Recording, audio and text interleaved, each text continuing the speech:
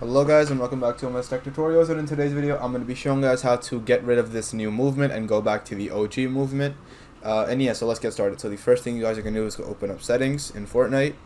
You're going to open up settings, and then you're going to go to the you're going to first go to the this one, keyboard controls, and you're going to for the force walk toggle, you're basically just going to like unbind it. So just click on the X and just unbind it. That is one fix, and if that does not like fix it completely, which it should, the second method you guys can do is you're gonna go to the mouse and keyboard section, go to keyboard movement, and then turn custom diagonals on, and then you're gonna copy these settings: 65, 65, 65, 57, 57, and 141.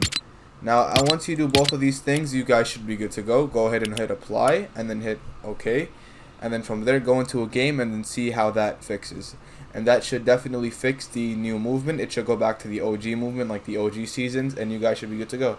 And yeah, so that is it for the video. Thank you guys for watching. Make sure to give the video a thumbs up, subscribe to the channel, and have a great day.